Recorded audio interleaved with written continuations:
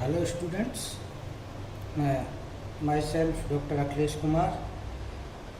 आज अब हम इनऑर्गेनिक की सेकंड यूनिट स्टार्ट करेंगे। जो टॉपिक उसके अंदर करेंगे उनमें यूनिट है chemistry of elements of second and third transition series, द्वितीय व तृतीय संक्रमण श्रेणी के तत्वों का रसायन। इसके जो सामान्य लक्षण हैं या जनरल कैरेक्टरिस्टिक हैं, द्वितीय संक्रमण श्रेणी आवर्त सारणी के 5वें आवर्त में स्ट्रोसियम के बाद इट्रियम से प्रारंभ होती है, जबकि तृतीय संक्रमण श्रेणी आवर्त सारणी के 6ठे आवर्त में बेरियम के बाद लैंथेनम से प्रारंभ होती है। इस श्रेणी में 4f कक्षक भी आ जाते हैं। इस कारण लैंथेनम के बाद 14 तत्वों को इसी श्रेणी में रखा गया है, जिसके तत्वों में 1 से लेकर 14 f इलेक्ट्रॉन होते हैं। लैंथेनम के बाद आने वाले 14 तत्वों की इस श्रेणी को लैंथेनाइड कहा जाता है और संक्रमण तत्वों को तृतीय श्रेणी के स्वरूप को बनाए रखने के कारण इन लैंथेनाइड तत्वों को आवर्त सारणी में नीचे पृथक स्थान दिया गया है। इस कारण तृतीय श्रेणी में लैंथेनम 57 तत्व के बाद सीधे एफनियम 72 नंबर का तत्व आता है।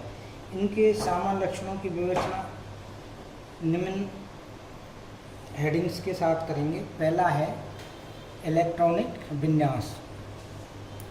इसका सामान्य इलेक्ट्रॉनिक विन्यास क्रिप्टॉन 36 है, जिसका इलेक्ट्रॉनिक एटॉमिक नंबर। उसके बाद 4d 1 से लेके 10 5 1 या 2 इसका सामान्य इलेक्ट्रॉनिक विन्यास है। इसमें जो द्वितीय या सेकंड इलेक्ट्रॉनिक सीरीज है, जिसको आप 4d भी बोलते हैं, क्योंकि इलेक्ट्रॉन 4d ऑर्बिटल में भरे जाएंगे, इसलिए इनके जो 10 तत्व हैं वो इट्रियम 39 से कैडमियम 48 तक होते हैं। इनमें पहला तत्व इट्रियम Y39 है। इसका इलेक्ट्रॉनिक विन्यास 1s2 2s2 2p6 3s2 3p6 310 4s2 4p6 4d1 5s2 है। तो हम इसको इस तरह से भी लिख सकते हैं। ये इसका क्रिप्टॉन का है। इसके बाद जो इलेक्ट्रॉन भरे जाएंगे वो 4d1 5s2 होता है। दूसरा जिरकोनियम 40, इसका इलेक्ट्रॉनिक विन्यास क्रिप्टॉन 4d2 5s2 है। नायोबियम 41, इसमें क्रिप्टॉन आपका सामान्य सभी में है।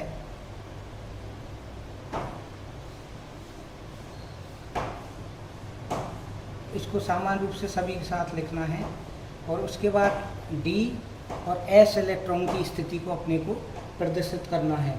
तो नायोबियम 41 का है 4d 4 5s में कितने जाएंगे? 1। इसका मॉलिब्डेनम, इसके बाद मॉलिब्डेनम में आपके 4d 5 5s1। उसके बाद टेक्नीशियम 43, इसका इलेक्ट्रॉनिक विन्यास 4d 5 5s2। रुथेनियम 44, इसका इलेक्ट्रॉनिक विन्यास लिखने का तरीका वही रहेगा 4d 7 5s1। उसके बाद रोडियम 45, इसका इलेक्ट्रॉनिक विन्यास आप वही 4d के उसमें इलेक्ट्रॉन भरे जाएंगे और कितने आएंगे रोडियम में 8 और 5 में S1। रोडियम के बाद जो अगला है पैलेडियम 46, इसका इलेक्ट्रॉनिक विन्यास क्या हो जाएगा 4d10 5s0। उसके बाद है सिल्वर Ag47, इसका इलेक्ट्रॉनिक विन्यास है 4d10 5s1। और जो इसका लास्ट है 4d सीरीज का कैडमियम 48, वही क्रिप्टॉन 4d10 और 5s2।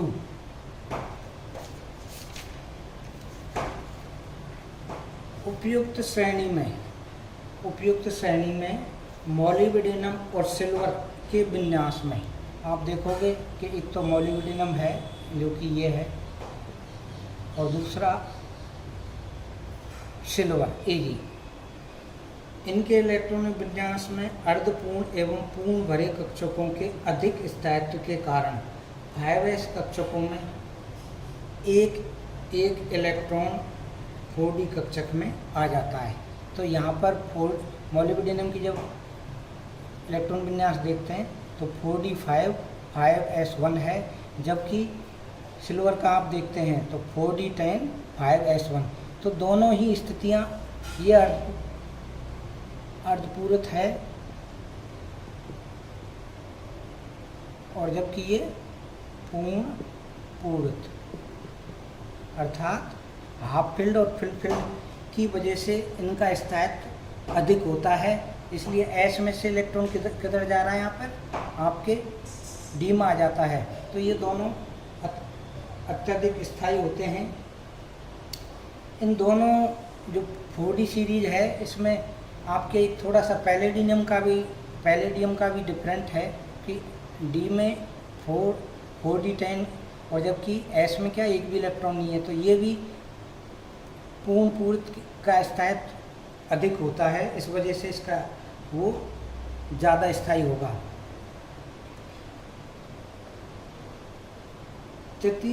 इसके बाद तृतीय संक्रमण श्रेणी के तत्व या ये कहें 5d तृतीय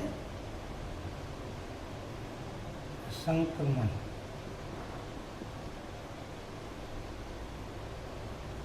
श्रेणी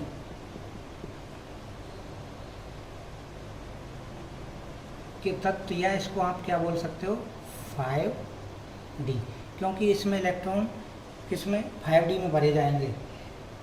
तो तृतीय संक्रमण श्रेणी के तत्वों का प्रथम सदस्य लेंथेनम के बाद 14 ऐसे तत्व आते हैं जिन्हें लेंथेनम के बाद आने के कारण एक सामान्य लेंथेनाइड दिया गया है। यदि आवर्त सारणी के सामान्य नियमों का पालन किया जाए तो लेंथेनम La57 के बाद के खाने में सीरियम 58 आना चाहिए। लेंथेनम की जब इलेक्ट्रॉनिक विन्यास देखते हैं La का 57 का, तो जीनोन के बाद जीनोन 54। अब आप देखोगे किसकी स्थिति D की, तो यहाँ पर क्या हो जाएगी 5d1 4 6s2। तो D में एक इलेक्ट्रॉन और S में 2 इलेक्ट्रॉन।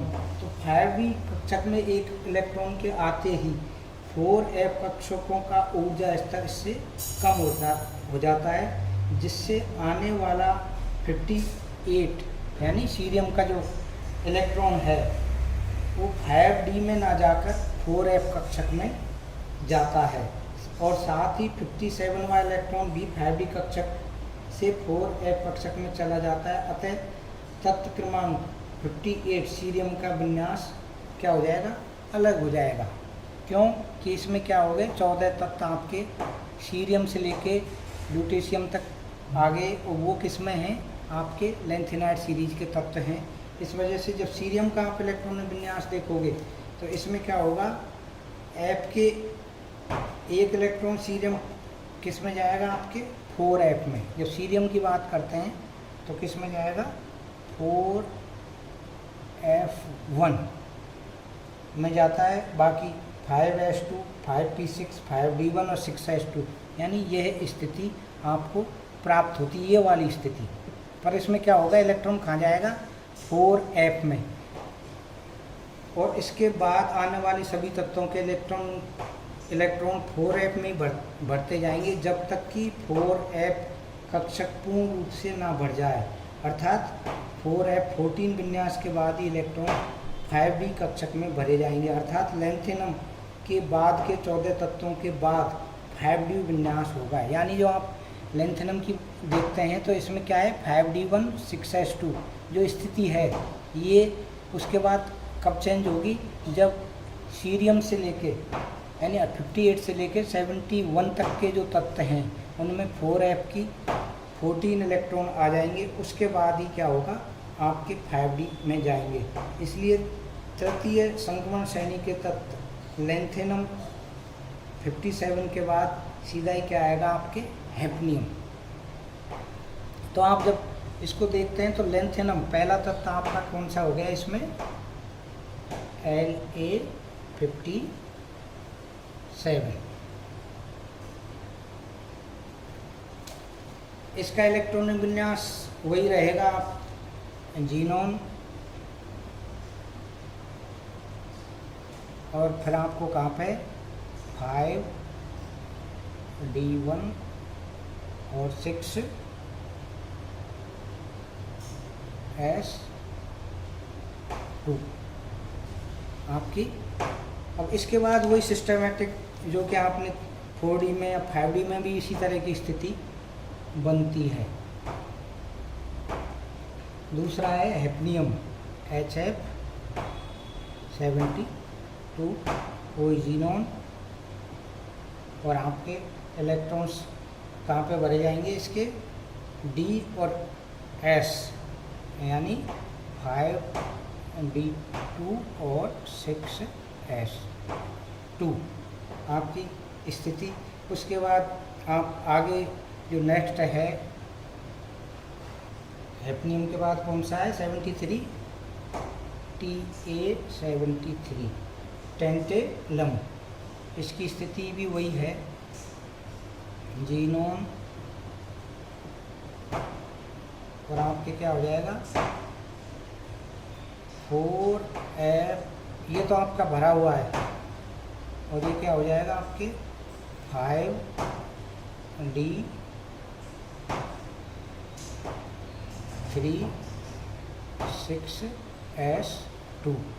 यानी यहाँ पर आपके जो यहाँ 57 थे, 14 इसमें इलेक्ट्रॉन ऐड हुए, तो यहाँ क्या हो गया, ये भी 4F14, यानी 4F14 तो आपके ऑलरेडी भरा हुआ है। लेंथेनम में स्थिति ये थी, जैसे ही आप लेंथेनम के बाद जब 72 पे आते हैं, क्योंकि 14 जो इलेक्ट्रॉन हैं या वो क्या ऐड होते जाएंगे, जिससे 4F14 इलेक्ट्रॉन इसमें। अब आप टेंटेलम के बाद अगला जो तत्व है वो है टंगस्टन W74, वही जीनोन। फिर आप इसके बाद क्या करोगे, 4F14 तो रहेगा ही, 5d4 और 6s2 इलेक्ट्रॉन भरे जाएंगे। टंगस्टन के बाद अगला जो तत्व है वो है रीनियम 75 जीनोन, और इसके बाद 4F14, और अगला आपके रीनियम में क्या होगा, D में जाएगा D5 6s2, यानी D5 6s2। रीनियम के बाद अगला तत्व है आपका ऑस्मियम 76,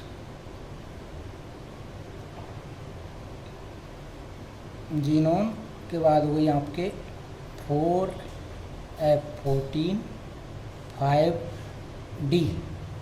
5D में कितने जाएंगे? आपके इलेक्ट्रॉन की स्थिति है वो होगी 6 और 2।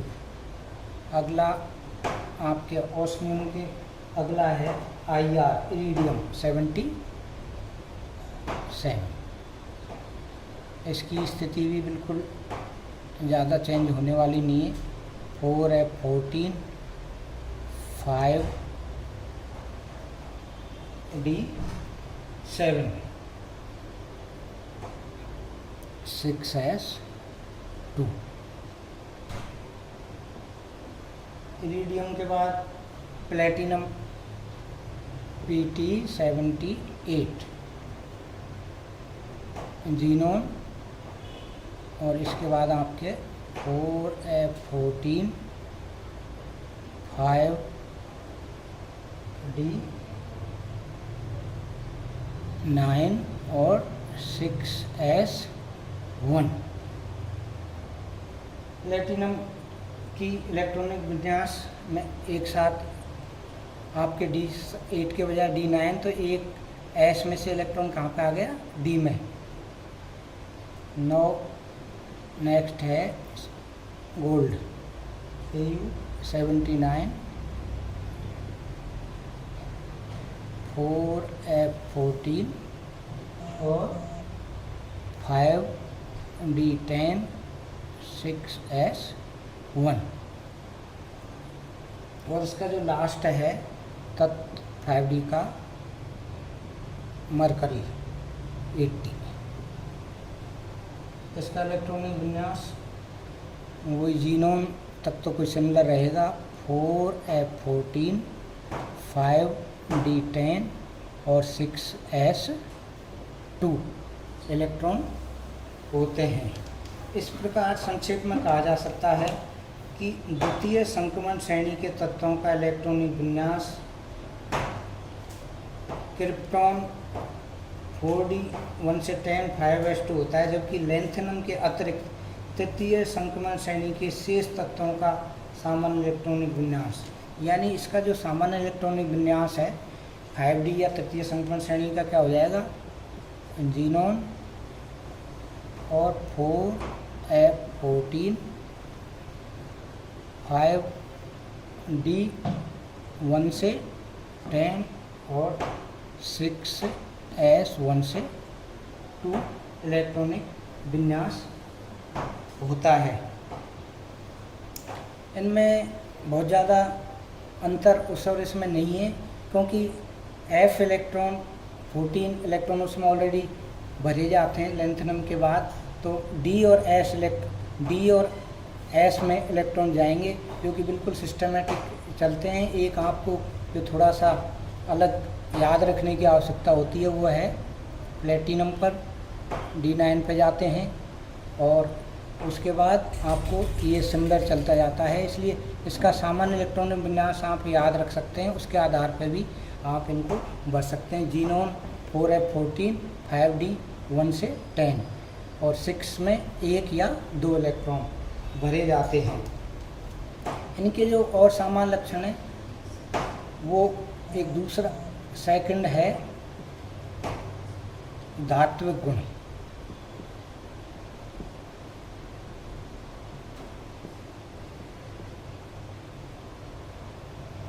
समस्त संक्रमण तत्व धात्विक होते हैं और उसमें ऊष्मा तथा विद्युत की चालकता, धात्मिक चमक, कठोरता, मजबूती, मरकरी इसमें एक एक्सेप्शन है, एवं अगाध वर्धितता का गुण होता है, और ये अन्य धातुओं के साथ एलॉयज या मिश्र धातु बनाते हैं। अब अगले जो इसके जनरल कैरेक्टरिस्टिक हैं वो नेक्स्ट क्लास में पढ़ेंगे। धन्यवाद।